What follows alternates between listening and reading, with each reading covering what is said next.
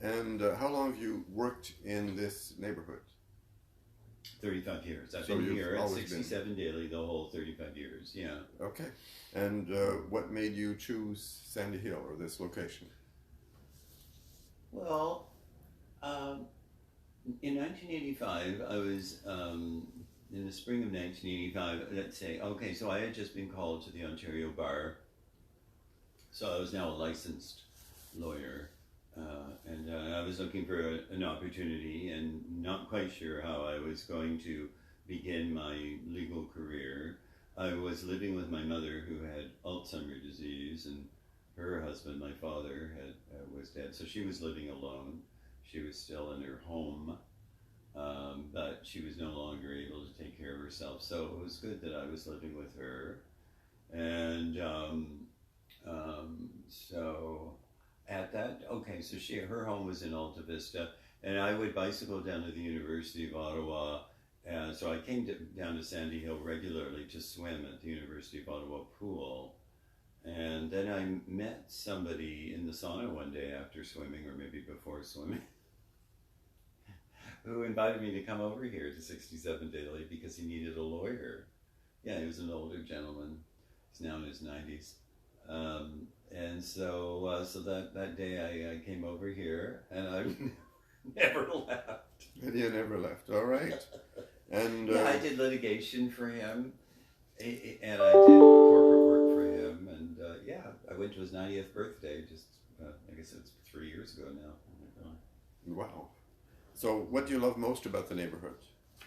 Well, I love the fact that it's a fairly mixed neighborhood. There's new Canadians here.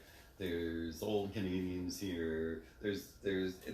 I enjoy the diversity, and I love the University of Ottawa, and I love the fact that it's right here in this neighborhood. And I know there's a downside to that in that, you know, the students very often are partying and perhaps not all that respectful of property as tenants. But at the same time, I really appreciate having that access to people from all walks of life and from all kinds of, there's a lot of international students, of course, as you know. So I find that interesting to meet international students. And nice, yes. Yeah. Have you witnessed any significant changes since you've moved here? Well, it's expansion. So I mean, obviously, like the University of Ottawa has grown. They've built a number of new buildings. The new gym down there on King Edward at Man Street, I guess it is, or somewhere. Mm-hmm. So yeah, I've certainly seen that. And then even right around where I am on Daly Avenue, there's at least 5, maybe 6 tall buildings that have been built since I've been here. I've heard them blasting, you know, to dig out the garages for each of those 5 or 6 buildings. So believe me, I'm aware of the way the population density has increased because they've built these condominium high rises, and I think it's good to keep people in this part of the city. I think it's healthy. You don't want to have a ghetto of just really poor people living in this part of Ottawa. So I think it's really good that these condo high rises have gone up.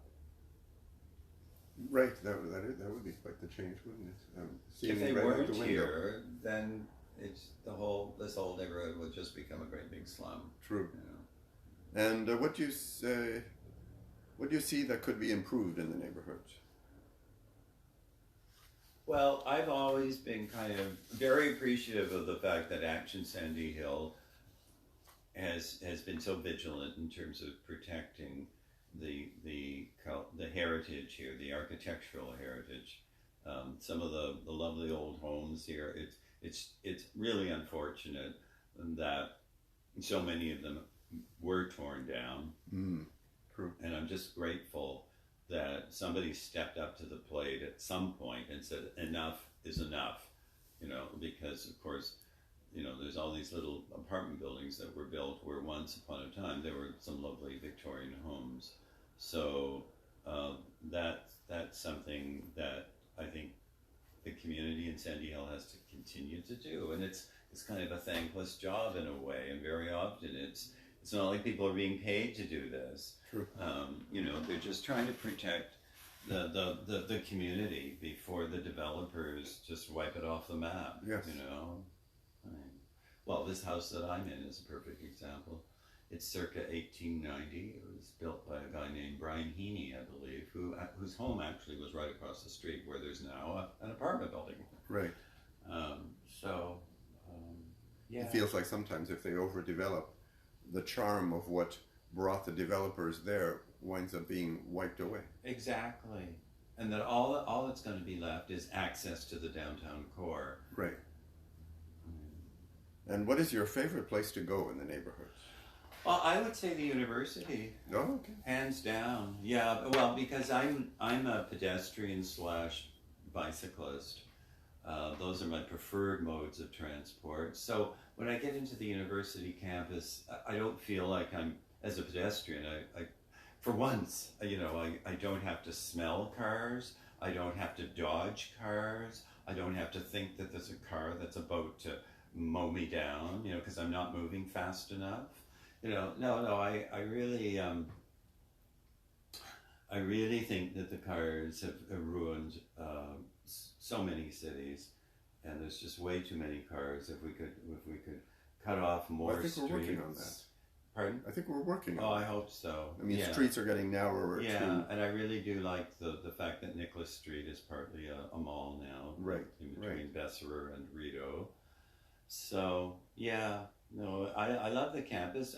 They do some nice landscaping, and I certainly, especially with the COVID lockdown earlier this year, I was walking even more, and I would always spend at least half of my walk just walking through the university campus, again, because there were no cars, but also because the landscaping was kind of attractive, and there's a few nice sculptures now on the campus, and interesting new buildings to appreciate.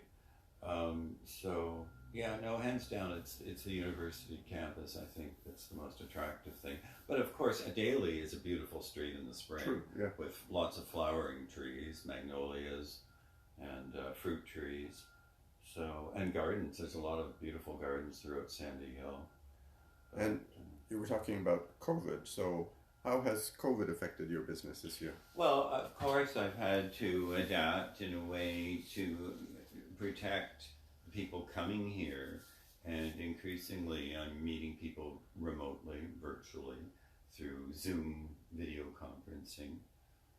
But for those who still come here, and there's not many really, it's not like I don't have a super busy practice, but for those who do meet with me here, I have introduced measures designed to try to keep them safe and try to keep me safe.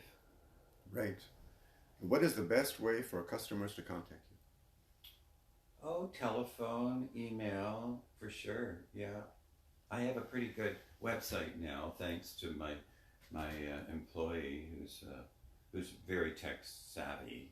So he's basically rebranded me. I've got a really nice website. Oh, that's good. I'll have to look at that. Yeah. All right. Well, thank you. This has been Philip MacAdam, whose practice is at 67 Daly. And nice chatting with you.